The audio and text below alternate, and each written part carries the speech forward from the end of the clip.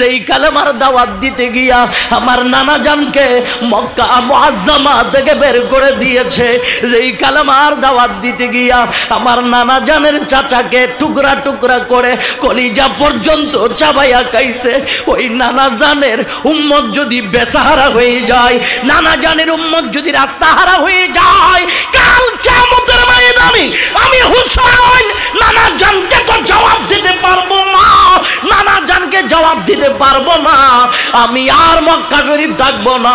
এবার হুসাইন মক্কা মুআজ্জামা থেকে হযরতে হুসাইন কুফার জমিনে যাওয়ার জন্য প্রস্তুতি গ্রহণ করলেন। সুবহান। এমনি গুমটা দিয়া 17 জন সৈন্য সেনা নিয়া ওবাইদুল্লাহ জিয়াদ এবার যাচ্ছে কুফার রাস্তায়, কুফার রাস্তায়। আর সবাই আমার বাজান ইমামে হুসাইন মনে করে কুফার মানুষ সালাম দিচ্ছে, আসসালামু আলাইকুম ইয়া ইবনে রাসূলুল্লাহ, এভাবে সালাম দেয়।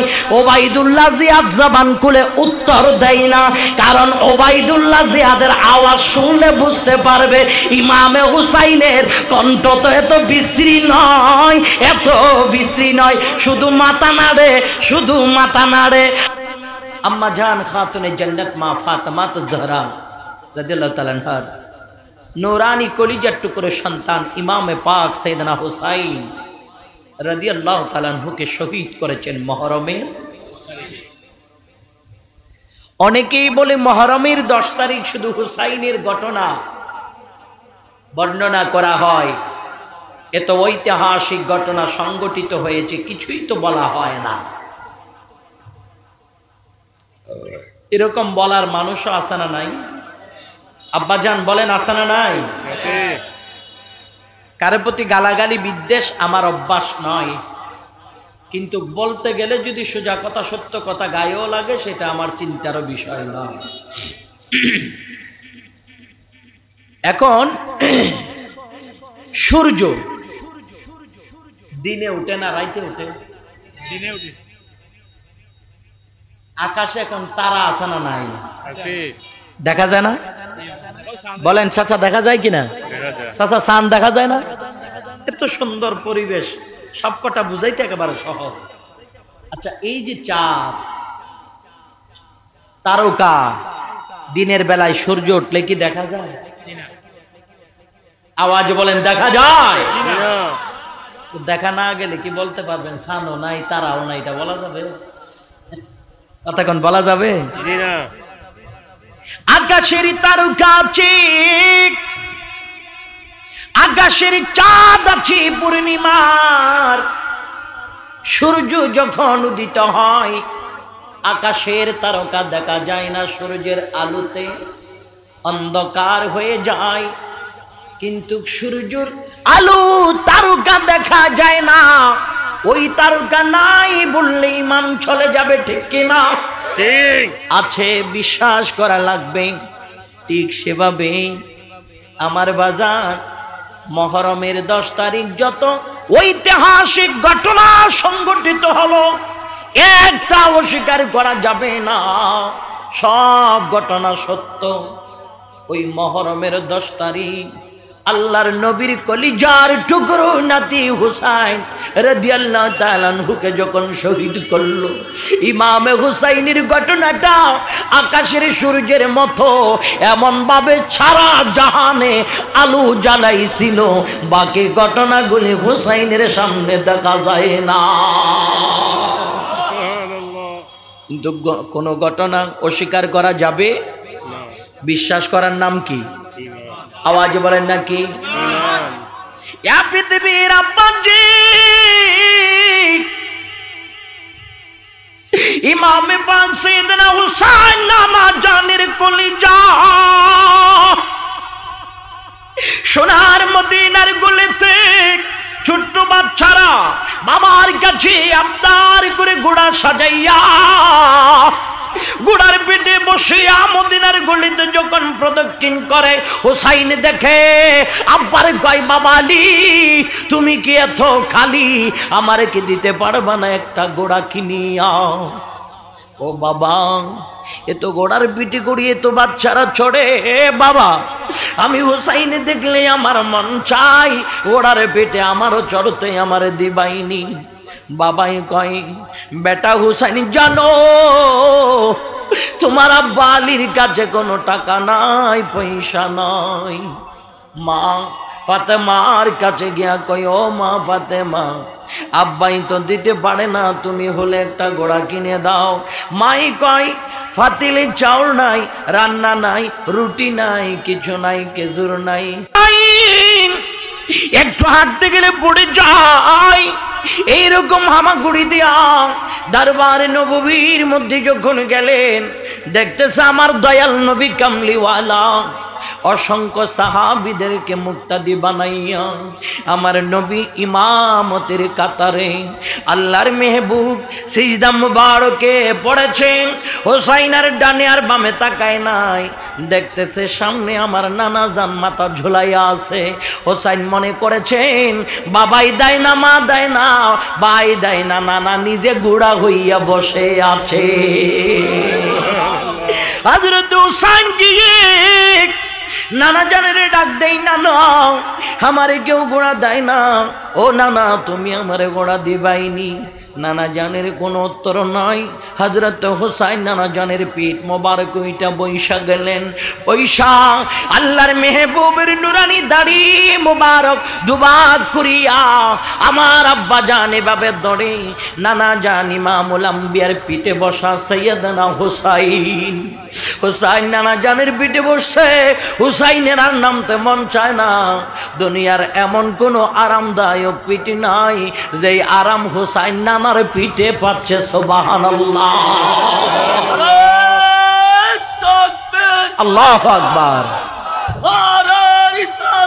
ইয়া রাসূলুল্লাহ সাল্লাল্লাহু আলাইহি ওয়াসাল্লাম। আহলে সুন্নাত ওয়াল জামাত কুরআন সুন্নাহর আলো মাসলাকে আলা হযরত বাংলাদেশ ইসলামী ছাত্র সেনা মারহাবা। নারায়ে তাকবীর।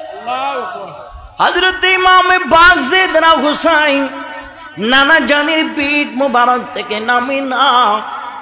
জিবরাইল গিয়া আল্লাহরে কয় আল্লাহ হোসাইন তো নবীজির পিঠ মোবারক থেকে নামে না। মুসল্লিরা সবাই আল্লাহর প্রিয় নবীজির পেছনে নামাজ আদায় করে সিজদারত অবস্থায় আল্লাহর নবী তাসবিহ একবার নয় দুইবার নয়, নবী আমার 73 বার সুবহান রাব্বিয়াল আলা বলেছে। সুবহানাল্লাহ, সুবহানাল্লাহ। জিবরাইল ডাক দিয়ে কয় আল্লাহ আপনি যদি বলেন হুসাইনের আমি নবীজির পিঠ মোবারক থেকে নামাই দেব। আমার আল্লাহ ডাক দিয়া কয় ও জিবরাইল, ও জিবরাইল, আমার হোসাইনের আমার বন্ধু শুধু ভালোবাসে না, আমি আল্লাহ আমার হোসাইনের ভালোবাসি। আমার হোসাইন যতক্ষণ নামবে না, আমার বন্ধুর ততক্ষণ মাথা মোবারক তোলা লাগবে না। এই প্যারা নবীর কলিজার টুকরো নাতে হোসাইনের উপর বিশাল টর্নেডো ঝড় তুফান শুরু হয়ে যাবে ভাই। মক্কা মুআজ্জামা নয়, মদিনা মুনাওয়ারায় হযরত ইমাম পাক সৈয়দনা হোসাইন, ইমাম পাক সৈয়দনা হোসাইন আছে আমার বাজান, ইমাম পাক সৈয়দনা হোসাইন আছে। হঠাৎ করে দেখা গেল দামেস্ক থেকে একটা চিঠি মদিনা মুনাওয়ারার মেয়র যিনি গভর্নর ওনার কাছে আসছেন। আমার কথাগুলি আপনাদের খারাপ লাগে ভাই? ভাই খারাপ লাগে? আমি কি এখানে হাসি ঠাট্টা করার মতো কিছু বলছি আপনাদেরকে? আপনাকে একটু করে ইমামে পাক সাইয়েদনা হোসাইনের জন্য এক ফোঁটা চোখের পানি জড়াইতে পারবেন না? বসছেন, নিয়ত করে বসেন। এই জন্য মাহফিলের আদব হচ্ছে মাহফিলে আসার সময় উজু কালাম করে মাহফিলে আসা। উজু ছাড়া মাহফিলে আসলে মাহফিল থেকে কিছু নেওয়া যাবে না। কথা বুঝতে পেরেছেন? এবং আদব নিয়ে বসতে হবে, আমলের নিয়তে শুনতে হবে। এমনি আসছেন, আপনি একটু আনন্দ ফুর্তি করে গেছেন গা, এরকম হলে এই ওয়াজ আপনার জন্য কোনো সফলতা বয়ে আনতে পারবে না। আপনার নিয়ত ঠিক থাকতে হবে, এখান থেকে আজকে কিছু জিনিস নিয়েই যাব ইনশাল্লাহ। বাকি জীবন নূর নবীর সুন্নাত মোতাবেক সুন্দর করে পরিচালিত করব। এরকম উদ্দেশ্য যদি থাকে তাইলে আমিও সফল, আপনারাও সফল। আমি অনেক খেয়াল করেছি, অনেক জায়গায় আমার ভাইগুলো এখন হাসি ঠাট্টায় খুব বেশি মগ্ন আছে। ভাই একটু আগে বললেন না আমাদের ডাক্তার সিব্বির হুজুর, রাসূল করিম সাল্লাল্লাহু আলাইহি ওয়াসাল্লাম সবার বিষয় জানে, কি বলেন জানে না? তুরাদু আলাইয়া আমালুকুম, আমাদের আমল সম্পর্কে আল্লাহর নবী জানে। সুবহানাল্লাহ। আল্লাহর হাবিবের কাছে উম্মতের আমল প্রেজেন্ট করা হয়। তাইলে আপনি এখানে বসে কি হাসি ঠাট্টা করেন নাকি নবীজির দুরূদ শরীফ পড়েন? সেটা নবী দেখে কিনা? কথার জবাব দিতে পারে না, সবাই দেন না। ওয়াজ মনে হয় জমতো না নাকি? আওয়াজ বাইরে মনে করেন 1 মিনিটের জন্য আমার তাহিরি মনে করি হইলে অন্তত পক্ষে একটা উত্তর দেন। নবী দেখে কিনা? হ্যাঁ, হইতে থাকতাম। ভাইয়ের যুক্তিও ভালো আছে, কিন্তু কোথা হইতে থাক না না। উনি সুন্দর করে বলছে, এটা আমি মানি, তবে আমি শুধু হইতে থাকলে তো হইতো না। আমার কথাটা বুঝে সূর্য যদি কোনো বেটা উত্তর না দেয়, তাইলে আমি তো হুদা ব্যাককলের মতো বক বক করলে কাম হইতো না। কথা বুঝছেন না আপনারা? একটু উত্তর তো দেওয়ার লাগবো চাচা, ঠিক কিনা?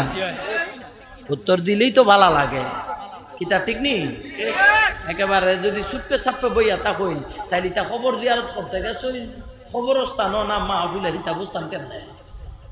অন্তত পক্ষে মাহফিলে আছেন সেটা প্রমাণ দেওয়ার জন্য জবান খুলে নূরের নবীর দুরূদ শরীফ পড়ার দরকার আছে না? আওয়াজ বলেন আছে না?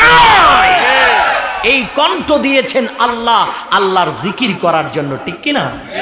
এই কণ্ঠ জবান দিয়েছেন নবী মুস্তাফার দুরূদ পড়ার জন্য।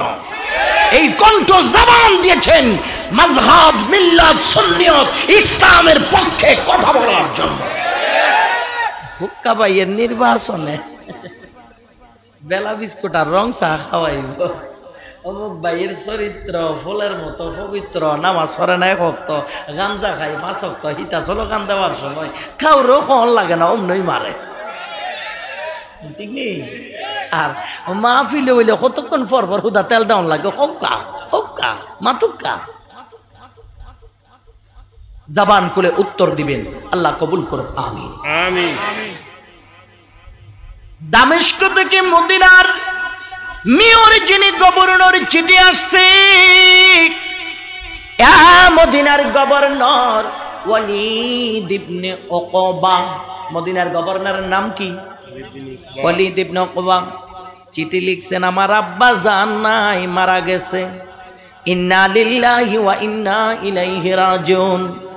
এবার দ্বিতীয় পত্রের মধ্যে লিখা, মদিনার জমিনে গভর্নর হোসেন বিন আলী সহ যারা ওই মদিনার মধ্যে লিডারশিপ, তাদেরকে ডেকে আনো, এনে বলো আমার কাছে বায়াত নিতে, আমাকে আমির মানতে।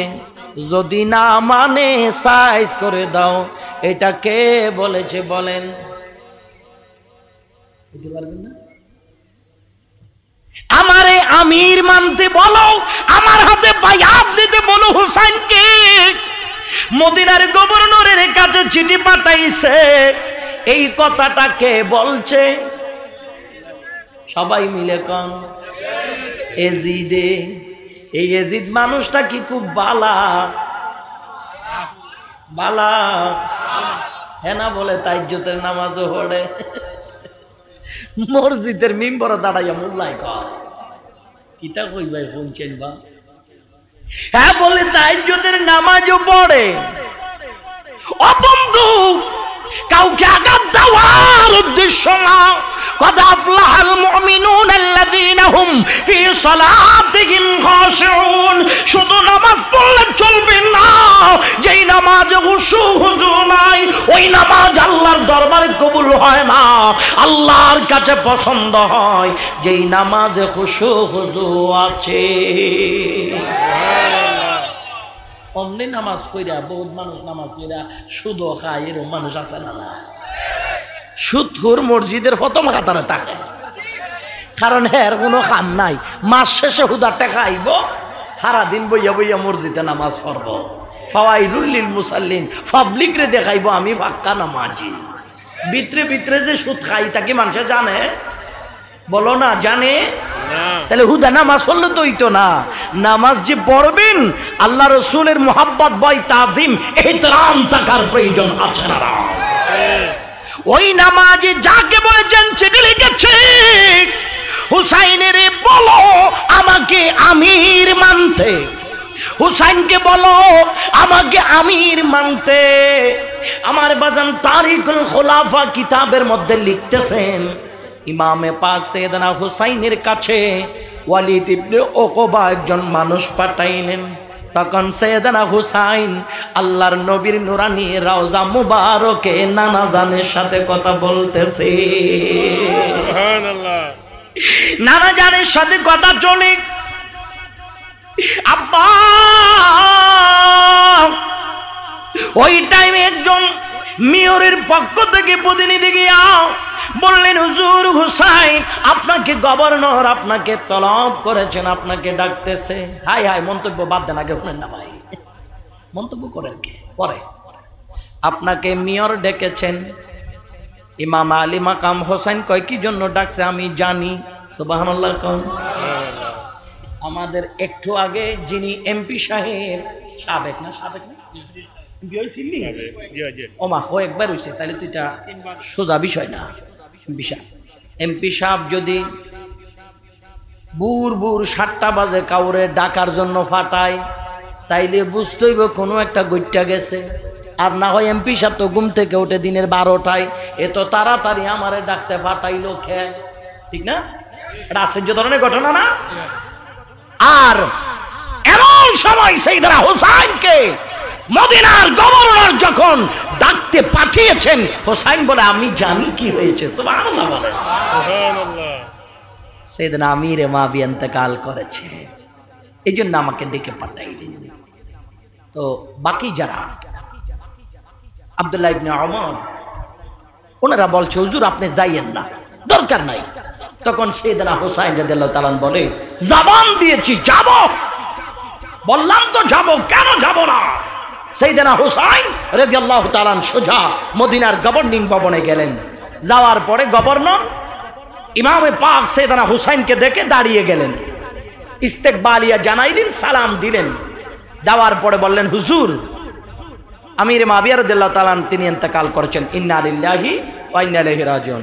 হুজুর আপনাকে বলার জন্য বলেছেন আপনি এজিদের হাতে বায়াত নেবেন। নাউজুবিল্লাহ বলেন।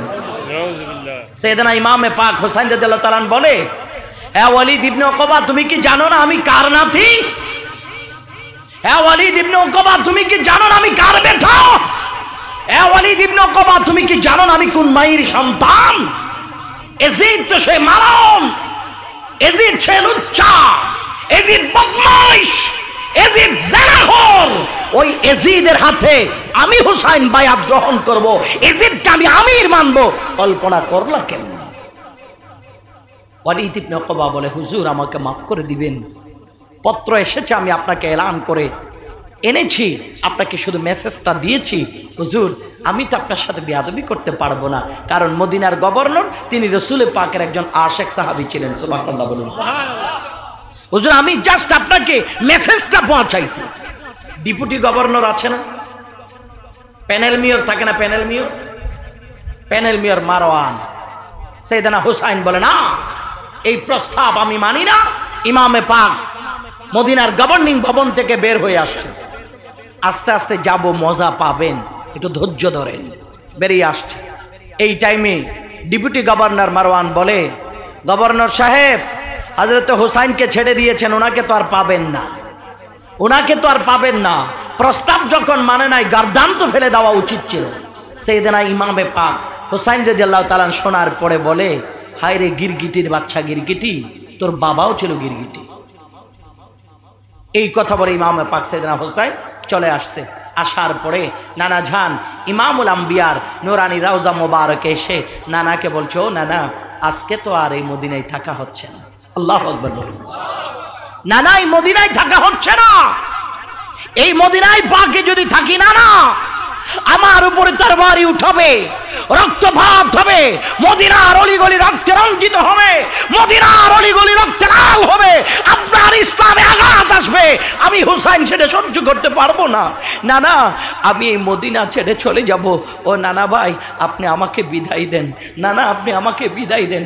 সাইয়েদনা ইমাম পাক হুসাইন রাদিয়াল্লাহু তাআলা যখন আল্লাহর হাবিব সাল্লাল্লাহু আলাইহি ওয়াসাল্লামের নূরানি দরবারে বাবা আরজি পেশ করছেন, আল্লাহর প্যারা নবী রওজায়ে আকদাস থেকে উঠে আল্লাহর কাছে হাত উঠিয়ে দিয়েছেন, আল্লাহুম্মা আতিল হুসাইনা সাবরা ওয়া আজরা, আল্লাহ আমার নাতি হুসাইনকে তুমি ধৈর্য দান করো। সুবহানাল্লাহ, আল্লাহ আমার নাতি হুসাইনকে তুমি সবর দান করো।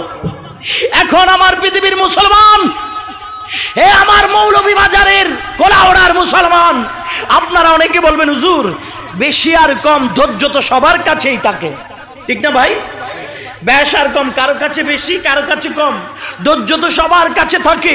আল্লাহর নবী ইমাম হুসাইনের জন্য আরো স্পেশাল ধৈর্য ধারণ করার জন্য কেন দোয়া করলেন? কারণ আল্লাহর নবী জানে এই হুসাইন নবীজির উম্মতের জন্য জানকে কোরবান দিতে হবে, ঠিক কিনা? যদি পৃথিবীর কোনো মা, পৃথিবীর কোনো বাবা যদি দেখে তার ছেলে কক্সবাজার ভ্রমণে গেলেন, আমার বাজান ভ্রমণে যাওয়ার পরে হঠাৎ করে খবর আসলো ছেলে বাস অ্যাক্সিডেন্টে স্পটের জায়গায় মারা গেছে, মার কলিজা মানে না। সন্তানের মৃত্যুর সংবাদ শোনার পরে অনেক সময় বাবা হার্ট অ্যাটাক করে মারা যায়, মা হার্ট অ্যাটাক করে মারা যায়, মাও সইতে পারে না, বাবাও সইতে পারে না।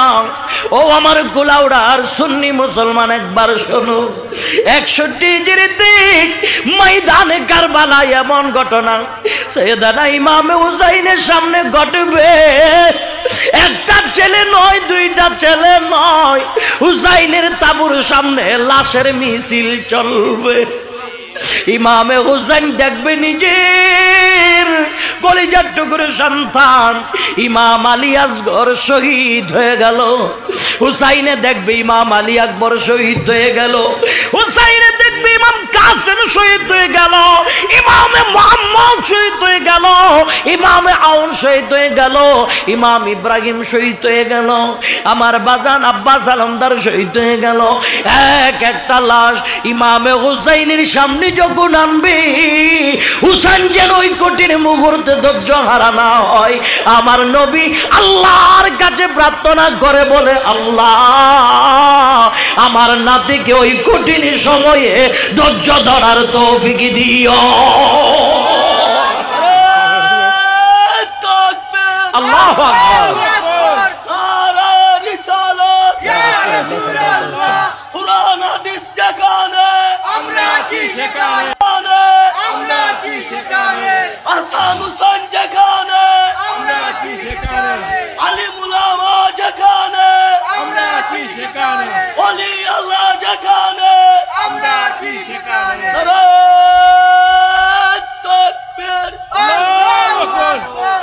আব্বাজান এবার নবীজি দোয়া করেন হুসাইনের জন্য, আমার হুসাইন যেন ধৈর্য ধরে। আমার বাবাজি ইমামে পাক সাইয়েদনা হুসাইন এবার নানা জানের রওজা শরীফ থেকে বের হইয়া, এই আমার বাবারা একটু করে খেয়াল করো, ইমামে পাক সাইয়েদনা হুসাইন নানা জানের রওজা শরীফ থেকে বের হইয়া, আব্বা জানে রে, মেয়েরা যখন বাবার বাড়িতে আসেন, বাবার বাড়ি থেকে মেয়েরা শ্বশুর বাড়ি যাওয়ার সময় বারবার চেহারাটা ঘুরাইয়া আব্বা জানের বাড়ির দিকে তাকাই, বাবারে চলে যাচ্ছি রে বাবা। শ্বশুর বাড়ির মানুষ ভালো না, আব্বারে তুমি মারা গেল, আসতে পারি কিনা তো জানি না রে বাবা, আসতে পারি কিনা জানি না, মুখ বেয়া বেয়া কান্দে। ইমামে পাক সাইয়েদনা হুসাইন যখন ময়দানে কারবালার উদ্দেশ্যে আব্বাজান সোনার মদিনার রওজা ছেড়ে বের হয়ে যাচ্ছে, আব্বা সাইয়েদনা হুসাইন বারবার চেহারাটা ঘুরাইয়া ঘুরাইয়া নানা জানের রওজার দিকে তাকাইয়া কয়, নানা ভাই, নানা ভাই, নানা ভাই আর কোনদিন মদিনা আসতে পারি কিনা জানি না রে নানা ভাই, জানি না। ইমামে পাক সাইয়েদনা হুসাইন এবার চলে গেলেন মক্কা মুআজ্জামা। মক্কা মুআজ্জামা, মক্কা মুআজ্জামা যাওয়ার পরে আমার আব্বা জান কুফার মানুষগুলি কবর পাইল। ইমামে হুসাইন মদিনায় নাই, মদিনা ছেড়ে হুসাইন মক্কা শরীফ চলে গেছে। মক্কা শরীফ চলে গেছে। আল্লাহর নবীর নূরানি চতুর্থ খলিফা মাওলা আলী শেরে খোদার খেলাফতের রাষ্ট্রীয় মসনদ ছিল কুফার জমিনে। ওই সুবাতে কুফার মানুষ মাওলা আলী শেরে খোদার বড় আশেক, মাওলা আলী শেরে খোদার বড় আশেক। উনি এই কুফার মানুষেরা কবর পাইল। হযরত ইমাম আলী মাকাম হুসাইন নাই, ইনি মক্কা শরীফ চলে আসছে। আমার বাজান কুফার মানুষ চিঠি লিখে লিখে ইমাম আলী মাকাম সাইয়েদনা হুসাইনের কয় হুজুর আপনি চলে আসেন মক্কা মুআজ্জামা।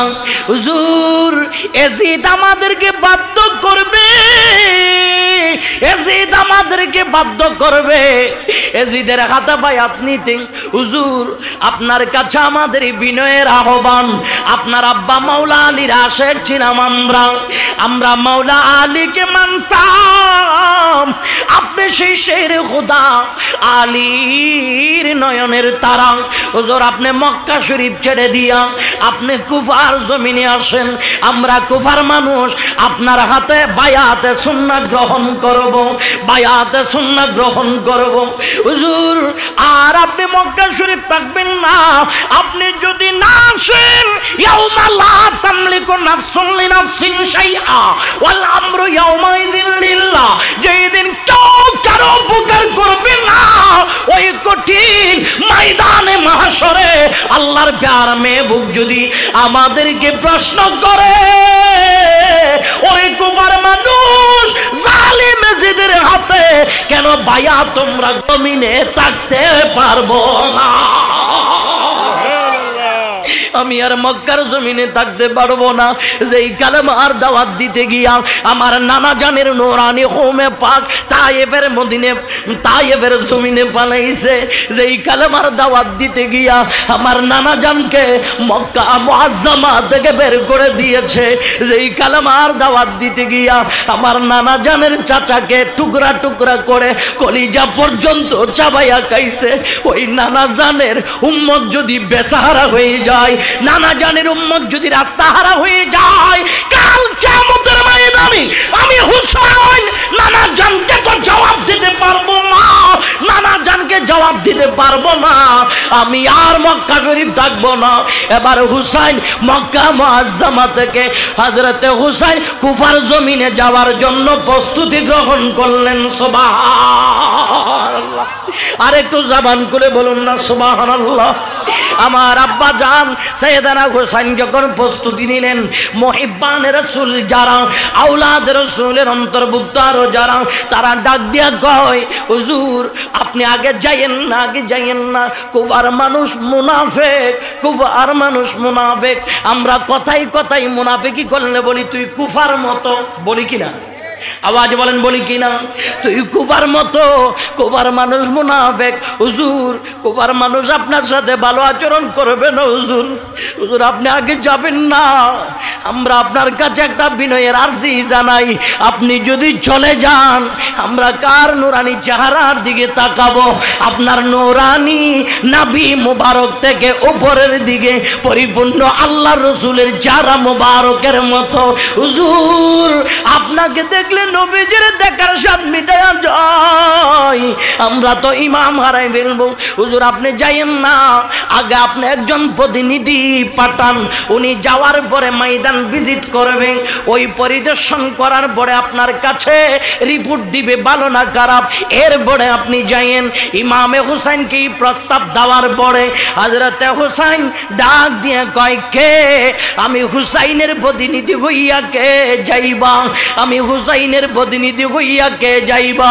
এ দুনিয়ার সুন্নি মুসলমান আজকে ঘরে বসে কালমা পড়ছো, ঘরে বসে কোরআন পড়ছো, ঘরে বসে নামাজ পড়ছো, নামের আগে মোহাম্মদ লাগাইছো, মুসলমানের বেশে নুরানি নবীর সুন্নাত দাড়ি রেখে পাঞ্জাবি পাগড়ি পরে মেসওয়াক করে সুন্নতি লেবাস পরে রাস্তায় ঘোরাঘুরি করো, বুকে হাত দিয়া গর্ব করে বলো আমি মুসলমান।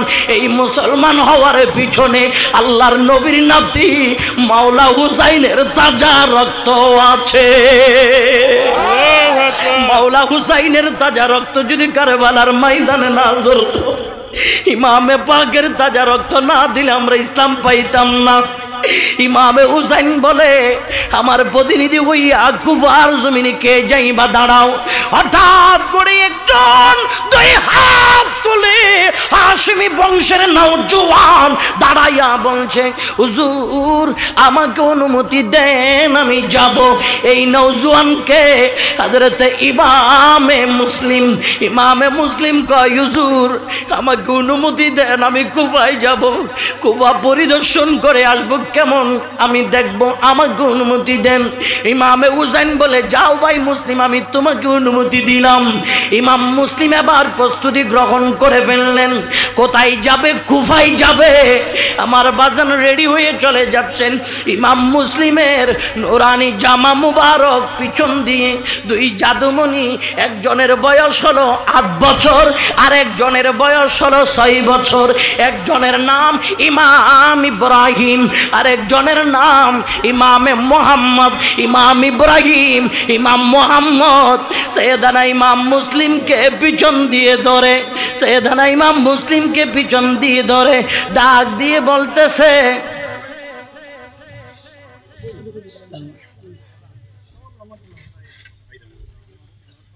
ইমাম, সৈয়দানা ইমাম মুসলিমকে ডাক দিয়ে বলে আব্বু আমাদেরকে ফেলে চলে যাচ্ছেন, ঘুম থেকে উঠে কাকে বাবা বলে ডাকবো?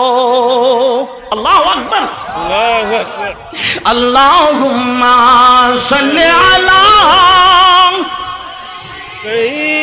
মাওলানা মুহাম্মদ ওয়া আলা আলি সাইয়্যিদিনা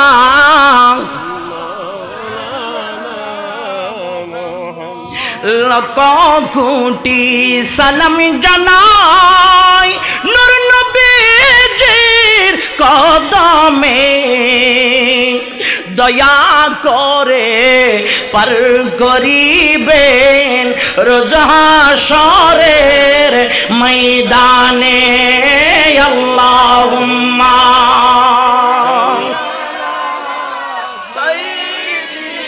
মাওলানা মুহাম্মদ আলা আলি সাইয়্যিদিনা।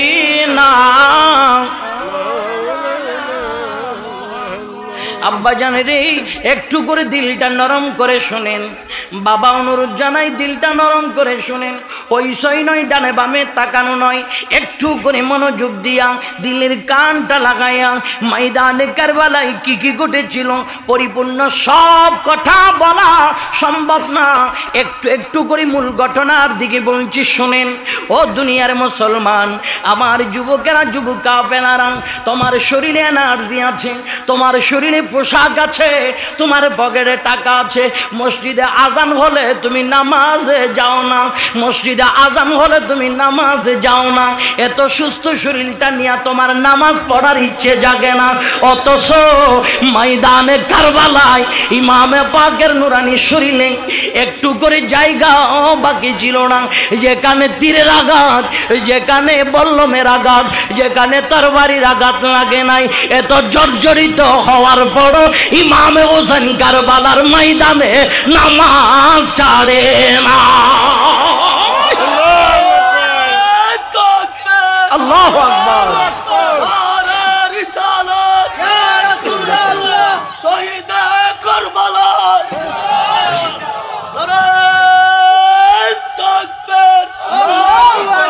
আমার আব্বা জান সুস্থ থাকার বড় খবর থাকে না, খবর থাকে না। পাবলিকের একটা বড় জ্বালা, তাই হিসাবের সাথে মাহফিল বললে আমি মাহফিলে যাই না, কারণ আমি ওনার যোগ্য না, ছোট মানুষ, মানুষের খেয়াল শুধু ওইদিকে থাকে। এই বেড়া অকল, বেড়া আইলে তো এদিকে আইলে, শুধু ওদিক তাকাও, কে আমার দিকে তাকাও।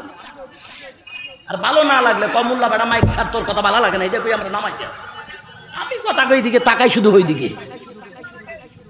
কি কারণ?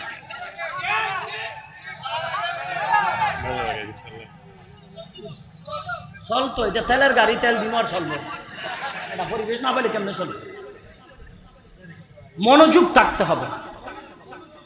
প্রিয় মানুষ, আমিও তারে ভালোবাসি, আসবে তো না, দাওয়াত তো দিছে আলহামদুলিল্লাহ, আসবে, সুস্থ শরীর নিয়ে আসবে, বসবে সুন্দরভাবে, আমরা আদব কায়দা নিয়ে বসবো, উনি আসবে, ওনারটা আমরা সবাই শুনবো। কিন্তু আমার তো এখানে আগে দেওয়ার দরকার আছে না, যখন আমাকে দেওয়ার দরকার প্রয়োজন মনে করছেন, তাইলে একটু করে আমারটা খেয়াল করেন না, শুধু বারবার ওদিকে তাহায়, কিছু বুঝি না। হাই হাই রে মুসলমান, এপিসিটিসি সরান, এদিকে ওদিকে ওদিকে যা, বাস বাস কেন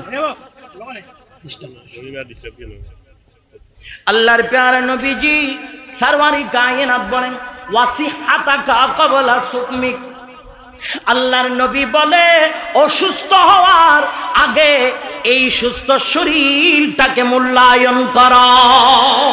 সুবহানাল্লাহ। চিরজীবন কি মানুষ সুস্থ থাকে? বলেন না ভাই, সুস্থ থাকে?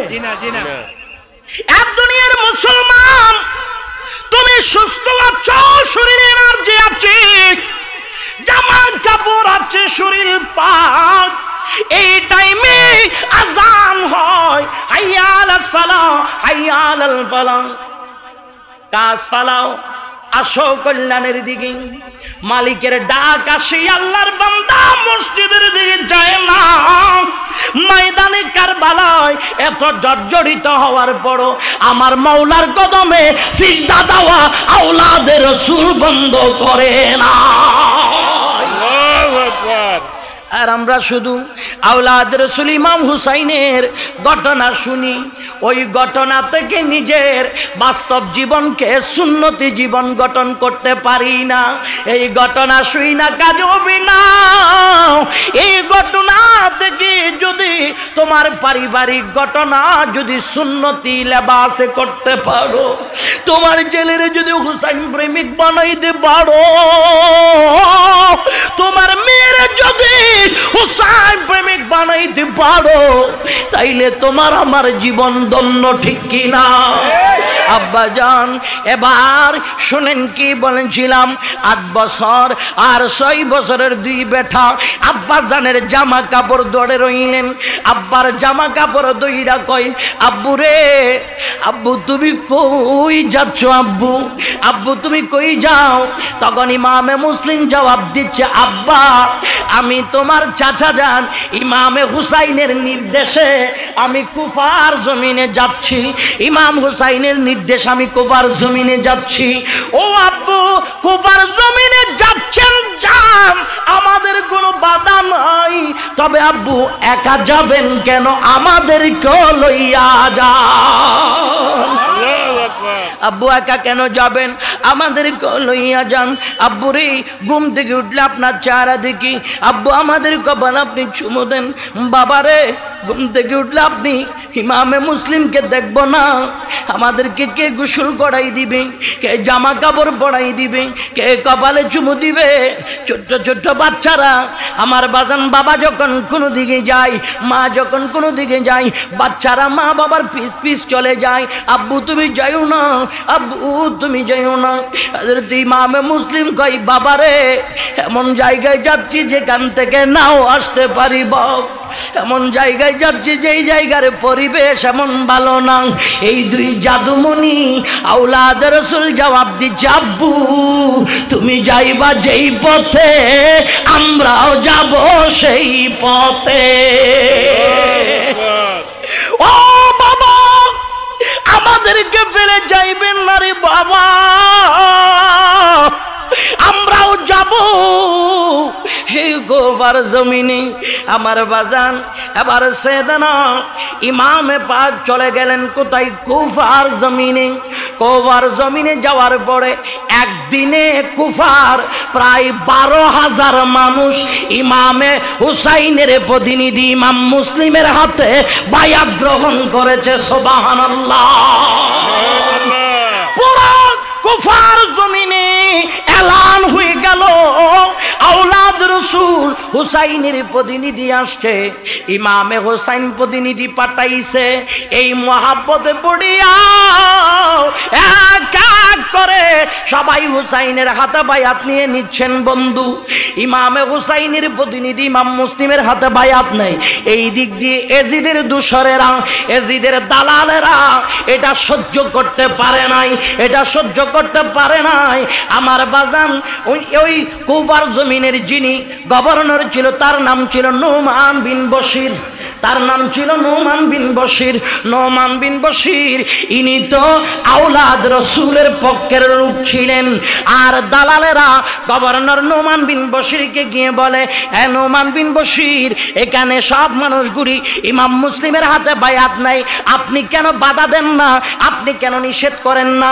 সব তো এজিদের বিপক্ষে চলে যায়। নোমান বিন বশির বলে, আমি রাষ্ট্রের খাতিরে ক্ষমতার কারণে আওলাদ রাসূলের সাথে বিয়াদবি করে জাহান্নামী হতে চাই না। আল্লাহু আকবার। আওলাদ রাসূলের সাথে বিয়াদবি করলে জান্নাতি না জাহান্নামী। তার উপর আল্লাহর লানত, তার উপর আল্লাহর লানত। ইন্নাল্লাযীনা ইউযুনাল্লাহ ওয়া রাসূলাহু লানাহুমুল্লাহু ফিদ দুনিয়া ওয়াল আখিরা। আল্লাহ রাসূলকে যারা কষ্ট দেয়, আল্লাহ রাসূলকে যারা ব্যথা দেয়, তাদের উপর দুনিয়া আখিরাতে আল্লাহর লানত নাজিল হয়। আল্লাহর নবী বলে, হুসাইনের যে ভালোবাসে সে আমি নবীরে ভালোবাসলো, আর যে হুসাইনের কষ্ট দেয় সে আমি নবীরে কষ্ট দিল। আল্লাহর হুকুম হলো ওই নবীরে কষ্ট দিলে দুনিয়া তো লানত, আখিরাত লানত। ঠিক কিনা? হযরতে হুসাইন রাদিয়াল্লাহু তাআলা আনহুর বিরুদ্ধে এজিদের দালালেরা কুফার গভর্নিং ভবনের গভর্নরকে যখন বলেছেন, এ গভর্নর, আপনি বলে দেন এখানে বায়াত না নিতে, আপনি এজিদের পক্ষে বায়াত নিতে বলেন। কই না না, আমি আমার মসনদের জন্য এত বড় বেঈমানি আওলাদ রাসূলের সাথে করতে পারবো না, আওলাদ রাসূলের সাথে করতে পারবো না। কিছু দালাল এবার দামেস্কে চলে গেলেন। যাওয়ার পরে এজিদের কয়, এজিদ তুমি এখানে বসে আছো আর এই দিক দিয়ে কুফা তোমার হাতছাড়া হয়ে যাচ্ছে। কুফার জমিনে সব মানুষগুলি হুসাইনের পাগল। এজিদ রে, আর এখানে বসে থেকো না। কুফার জমিনে নোমান বিন বশিরকে গভর্নরি থেকে সরাইয়া তোমার একজন আপন লোককে বসাই দাও। আপন লোককে এজিদের চাচাতো ভাই উবাইদুল্লাহ জিয়াদ, যে বছরার গভর্নর ছিল, ওই উবাইদুল্লাহ জিয়াদকে বলে, উবাইদুল্লাহ জিয়াদ রে, তুই তো বছরার গভর্নর, ওই বছরার গভর্নরই ভারপ্রাপ্ত তোর ছোট ভাই উসমান বিন জিয়াদকে দিয়া, ভাই তুই তাড়াতাড়ি কুফার জমিনে সৈন্য সেনা নিয়ে চলে যা। গভর্নিং ভবনে গিয়া কুফার গভর্নরকে সরাইয়া তুই গভর্নরি নে, আর হুসাইনের পক্ষে যারা কথা বলে তাদের গর্দানগুলি ফেলাই দে। নাউজুবিল্লাহ। আমার বাজান এবার অনেক লম্বা, আমি সংক্ষেপ করে বলছি। ওবাইদুল্লাহ জিয়াদ 500 সৈন্য সেনা নিয়ে আমার বাজান যাচ্ছে কোথায়? কুফার দিকে। কুফার ঢুকার আগে একটা জংশন আছে, চৌরাস্তার মোড় আছে, যেটার নাম হলো কাদেসিয়া। কি নাম? কাদেসিয়া। কাদেসিয়া দাঁড়াইয়া দেখতেছে কুফার লাইনে দুই পাশে হুসাইনের অপেক্ষায় দাঁড়াইছে কুফার মানুষ। কেন জানেন? ইমামে মুসলিম এই পরিস্থিতিতে গিয়া হযরত হুসাইনের কাছে চিঠি লিখেছিলেন, ভাইজান কুফার মানুষগুলি আমাকে পেয়ে পাগল হয়ে গেছে, আমাকে এত দাওয়াত দেয়, এত তাজিম করে, আমি এত বড় গুরু দায়িত্ব আমার মাথায় নিয়ে রাখতে পারবো না, তাড়াতাড়ি কুফার জমিনে আসেন, এই গুরু দায়িত্ব আমি আপনার দোস্ত মুবারকে প্রেজেন্ট করতে চাই, আপনি তাড়াতাড়ি এসে যান। আপনাকে পাইলে মনে হয় কুফার মানুষ কলিজাটাও বের করে দিয়ে দিবে। এই দিক দিয়ে ইমামে হুসাইনের কাছে চিঠি চলে গেল, আর এই দিক দিয়ে ওবাইদুল্লাহ জিয়াদ 500 সৈন্য সেনা নিয়ে কাদেসিয়া এসে গেল। কাদেসিয়া থেকে কুফার রাস্তায় দেখতেছে দুই পাশে আমার বাজান সৈন্য সেনারা দাঁড়াইছে। কারা? কুফাবাসীরা। ইমামে হুসাইনকে ইস্তেকবালিয়া দিবে, নারে তাকবীর দিবে, শ্রদ্ধা ভালোবাসা দিয়ে বরণ করবে। আর ওবাইদুল্লাহ জিয়াদ বলে, আমার যেই পোশাক এটা তো হুসাইনের পোশাকের সাথে কোনো মিল নাই, আমার যেই চেহারা এটা তো হুসাইনের চেহারার সাথে কোনো মিল নাই, কারণ ইমামে হুসাইনের নূরানি চেহারা থেকে মনি মুক্তা জড়ে। ওবাইদুল্লাহ জিয়াদের চেহারা তো জালিমের চেহারা।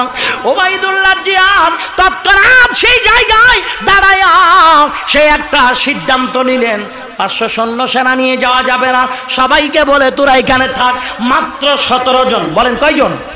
17 জন সৈন্য সেনা নিয়ে ওবাইদুল্লাহ জিয়াদ মাথার উপর গুমটা দিছে। এভাবে মাথার উপর গুমটা দিয়া চেহারা দেখা যায় না, এমনি গুমটা দিয়া 17 জন সৈন্য সেনা নিয়ে ওবাইদুল্লাহ জিয়াদ এবার যাচ্ছে কুফার রাস্তায়।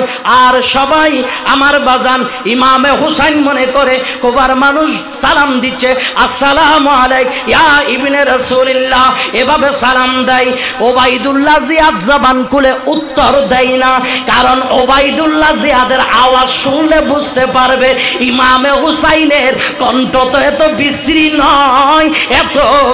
নয়, শুধু মাথা নাড়ে আর মনে মনে বলে, এরে কুফার মানুষ, আমারে হুসাইন মনে করে সালাম দিলি, তোরা হুসাইনের এত পাগল, অপেক্ষা কর, আমি কুফার গভর্নিং ভবনে যাই, একটাও রাখবো না, হুসাইনের প্রেমিকদের গর্দান ফেলে দেব।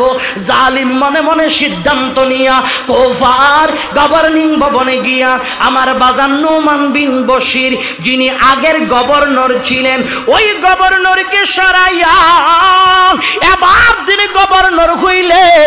গভর্নর হওয়ার পরে কুফার জামে মসজিদে আসরের নামাজের পরে ডিক্লার দিয়েছে, ইমামে মুসলিমের হাতে যারা যারা বায়াত নিছ সবাই বায়াতে সুন্নাত ছেড়ে দাও, আর যারা ইমামে মুসলিমকে অপেক্ষা করে এত তাজিম করেছো তাদেরকে বলি, তোমরা যদি তার সঙ্গ যদি না ছাড়ো তোমাদের একজন মুরব্বীদের গর্দান ফেলে দেব। এই হুমকি দমকি দেওয়ার পরে কুফার মানুষগুলি ভয় পেয়ে গেল। একজন কুফার লিডারশিপ মুরব্বী যারা, তাদেরকে ধরে এনেছেন, গভর্নিং ভবনে তুলেছেন। ওই মুরব্বীদেরকে বলে, তোমরা ছাদের উপর উঠিয়া কুফার মানুষ তোমাদের আত্মীয় স্বজনদেরকে বলো মুসলিমকে ছেড়ে দাও, না ছাড়লে আমাদের গর্দান ফেলে দিবে, মুসলিমকে ছেড়ে দাও। দুনিয়ার লোভে দুনিয়ার মায়ায় পড়ে আমার বাজান সবাই ইমামে মুসলিমের সঙ্গ ছেড়ে দিচ্ছে, আর মোহাব্বত মায়া আল্লাহ রসুলের চেয়ে বেশি হয়ে গেল দুনিয়ার। আব্বারে এই মায়ায় যখন ছেড়ে দেয়, হযরতে মুক্তার বিন উবাইদার ঘরে ইমাম মুসলিম অবস্থান নিয়েছিলেন। মুক্তার বিন উবাইদার ঘরে ইমাম মুসলিম তাড়াতাড়ি মুক্তার সকফির ঘর থেকে বের হয়ে গেল। না না, এখানে থাকা যাবে না, থাকলে সংঘাত শুরু হয়ে যাবে। আমার বাজান এই বলে বের হইয়া দুইটা সন্তান এনেছিলেন, একটার বয়স 8 বছর আর একটার বয়স 6 বছর। বড় ভাই ইমাম ইব্রাহিম, ছোট ভাই ইমামে মুহাম্মদ, এই দুইজনকে কুফায় হযরতে মাওলা আলী শেরে খোদার আমলে যিনি প্রধান বিচারপতি ছিলেন, যার নাম হযরতে কাজী সুরাইক, কাজী সুরাইকের কাছে গিয়ে বলে, কাজী সুরাইক, আমার দুই ছেলেটাকে আপনার হাতে বুঝাই দিলাম, ওবাইদুল্লাহ জিয়াদ বোধহয় আমাকে ছাড়বে না, আমার দুইটা জাদুমণিকে পারলে মদিনার রাস্তাটা দেখাইয়া দিও। আমার দুইটা ছেলেকে তুই মদিনার রাস্তা দেখাই দিও। কাজী সুরাইক ইমাম মুহাম্মদ ইমাম ইব্রাহিমকে ঘরে জায়গা দিলেন। আমার আব্বাজান এই দিক দিয়ে দেখা যায় হযরতে হানি বিন ওরওয়া নামে একজন কুফার জমিনে আওলাদ রাসূলের ভক্ত, উনি ইমামে মুসলিমকে বলে, হুজুর জানি কুফার মানুষ বড় বেঈমান, আপনি আমার ঘরের মধ্যে একটু আশ্রয় নেন। হানি বিন উরওয়ার ঘরের মধ্যে সাইয়েদনা ইমাম মুসলিম আশ্রয় নিলেন। ওবাইদুল্লাহ জিয়াদের এক দালাল ওবাইদুল্লাহ জিয়াদকে বলে ইমাম মুসলিমকে যখন কেউ ধরিয়ে দেয় না, আত্মগোপনে চলে গেছে, আমাকে 3000 দিরহাম দেন, আমি আপনাকে বের করে দেব। এই 3000 দিরহাম লইয়া ইশারের নামাজের সময় ওই দালাল গিয়েছে কুফার জামি মসজিদে। ইশারের নামাজ পড়ে সব মুসল্লি বের হয়ে গেল। একটা মুসল্লি মসজিদের কোনায় তাসবিহ জপছে, আর এই দালাল গিয়া কই, হুজুর আমি এসেছি সিরিয়া থেকে, ইমামে মুসলিমের বড় আশেক, হুজুর শুনেছি ইমাম মুসলিম বড় মুসিবতে পড়ে গেলেন, আমাকে একটু দেখাই দেন ইমাম মুসলিম কোন জায়গায়। এই মুরব্বীটা বলল, কাউরে না জিগাইয়া তুমি আমারে জিগাই রাখেন। তখন দালাল কয় হুজুর আপনার তাকওয়া, আপনার পরহেজগারিতা, এটা দেখে মনে হলো আপনি আওলাদ রাসূলের আশেক, আপনি আল্লাহ ওয়ালা, আপনি দেখাই দেন। তখন বলছে উনি তো হানি বিন উরওয়ার ঘরে আছেন, হানি বিন উরওয়ার ঘরে আছেন। আর দালাল গিয়া হানি বিন উরওয়াকে বল, হুজুর আমি সিরিয়া থেকে এসেছি, আওলাদ রাসূলের ভক্ত, আমি ইমামে মুসলিমের জন্য কিছু টাকা এনেছি, হুজুরকে একটু দেখতে চাই, হুজুরের কদমে আমি টাকাগুলো দিতে চাই। মুনাফিকি করে সাইয়েদনা ইমাম মুসলিমের রুমের ভিতরে ঢুকে পড়েছেন এই দালাল। রুমের ভিতরে ঢুকে সারা রাত ইমামে মুসলিমের সাথে ছিলেন। ফজরের আজান হলো, এই মুনাফিক কয়, হুজুর আমাকে অনুমতি দেন, আমি একটু নামাজে যাব। মূলত নামাজি নয়, এই মুনাফিক এজিদের দোসর ওবাইদুল্লাহ জিয়াদের কাছে গিয়ে ধরা দিবে, খবর দিবে। ইমাম মুসলিম হানি বিন উরওয়ার ঘরে শুয়ে আরাম করছেন। আমার বাজান গিয়ে ওবাইদুল্লাহ জিয়াদকে বলে দিলেন। ওবাইদুল্লাহ জিয়াদ এবার হানি বিন উরওয়াকে ধরে নিয়ে আসলেন। হানি বিন উরওয়া, জানি তুমি ভালো মানুষ, আমি এলান করেছিলাম ইমাম মুসলিমকে ধরিয়ে দাও, তোমার ঘরে লুকাই রাখলাম, আবার কেন বললা না? এই বলে হানি বিন উরওয়াকে আঘাত করা শুরু করলেন। হানি বিন উরওয়া কই, আমার গর্দানটা যদি ফেলে দাও, আমার রক্ত সব বের করে যদি ফোরাত নদীর মধ্যে ভাসাইয়া দাও, এর বড় আমি হানি বিন উরওয়া আওলাদ রাসূলের সাথে বেওফাই বেঈমানি করতে পারবো না। আমি আওলাদ রাসূলের সাথে বেয়াদবি করতে পারবো না। যে আওলাদ রাসূলের তাজা রক্তের বিনিময়ে দিন জিন্দা হলো, আমরা ইসলাম পাইলাম, কালেমা পাইলাম, নামাজ পাইলাম, রোজা পাইলাম, হজ পাইলাম, যাকাত পাইলাম, দিন পাইলাম, ধর্ম পাইলাম, কোরআন পাইলাম। আজকে আমার অনেক ভাই আছে, হুসাইনের কথা বললে ব্যথা লাগে রে, হুসাইনের কথা বললে ব্যথা লাগে। ওই মাওলা হুসাইনের রক্তের বিনিময় আমরা নামাজ পাইলাম, ঠিক কি না? আমার আব্বাজান এবার হযরত ইমাম মুসলিমকে ধরার জন্য আমার বন্ধুগণ লোকজন পাঠাই দিলেন। জালিম ওবাইদুল্লাহ জিয়াদ ইমাম মুসলিমকে ডাকলেন। ডাকার পরে তিনি হানি বিন উরওয়ার ঘর থেকে বের হলেন। বের হওয়ার পরে আমার বাজান অনেক ধরনের তর্ক বিতর্ক হলে ধরতে পারে না, ইনি ওখান থেকে চলে গেলেন। যাওয়ার পরে কুফার রাত হয়ে গেছে, কুফার জমিনে একটা ঘরের দরজাও খোলা নাই, প্রত্যেকটা ঘরের দরজার মধ্যে সিটকানি লাগানো, দরজা বন্ধ, দরজা বন্ধ। ইমামে মুসলিম প্রত্যেকটা দরজার গুড়াই দাঁড়ায়া দাঁড়ায়া কয়, ওরে কুফার মানুষ, তোরা দাওয়াত দেওয়ার জন্য আমার কাছে গিয়েছিলি, আমি তোদেরকে শিডিউল দিতে পারি নাই, আজকে তোরা কাপুরুষের পরিচয় দিয়া দরজা বন্ধ করে দিলি, কিয়ামতের ময়দানে আল্লাহর নবীর সামনে তোরা চেহারা দেখাইতে পারবি না। তোরা আল্লাহর নবীর সামনে চেহারা দেখাইতে পারবি না। আমার বাজান এইভাবে কেউ দরজা খুলে না। শেষ পর্যন্ত ইমামে মুসলিম রাদিয়াল্লাহু তাআলা দেখলেন একজন বৃদ্ধ বুড়ি মা ঘরের বাহিরে দরজা খোলা বসা। ওই বুড়িটার কাছে গিয়ে কয়, বুড়ি মা রে, ও বুড়ি মা, আমার এক গ্লাস পানি দিবেননি? কয়, এত রাত্রে আপনি কেডা? এত রাত্রে আপনি কেডা? আমি একজন মহিলা মানুষ। কয়, মা আমি অন্য কেউ নয়, আমি কে জানেননি? আমি সাইয়েদানা ইমামে মুসলিম এই কথা বলার পরে বৃদ্ধ মহিলাটা অজর নয়নে চোখের পানি ছেড়ে দিয়া কান্দে, হুজুর আমি আমার গরিব আলোয় আপনাকে দাওয়াত দেওয়ার জন্য বহু চেষ্টা করেছিলাম, আমি আপনার শিডিউল পাই নাই, আমি আপনাকে দাওয়াত দিতে পারি নাই, আজকে আপনি আমার ঘরের দরজায় এসে পানি চাচ্ছেন, আসেন আসেন আপনার নূরানি বেলায়েতের কদমখানা আমি বুড়ির ঘরের মধ্যে রেখে আমার জীবনটা ধন্য করে দেন। আমার আব্বা জান এবার সাইয়েদনা ইমাম মুসলিম ওখানেই ঢুকলেন, ওখানে ঢুকার পরে আরাম করলেন, আরাম করার পরে রাত গভীর ছেলে আসছে, বুড়ির ছেলে এসে বলে, মা খাবার দাও, আমি খুব ক্লান্ত। কয় কেন? না মা খুব ক্লান্ত। বুড়ি কয়, সেই ক্লান্তির খবর পরে ক, আগে একটা মধুর খবর শোন, আনন্দের খবর শোন। আনন্দের খবর কি?